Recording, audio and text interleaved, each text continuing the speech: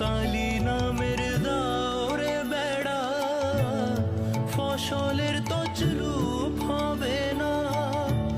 কালী নামের দাওরে বেড়া ফসলের তছরূপ হবে না। সে যে মুক্ত কেশির শক্ত বেড়া, তার কাছে যে জম ঘেঁষে না। মুক্ত কেশির শক্ত বেড়া, তার কাছে যে জম ঘেঁষে না। মন রে কৃষিকাজ জানো না, মন রে কৃষিকাজ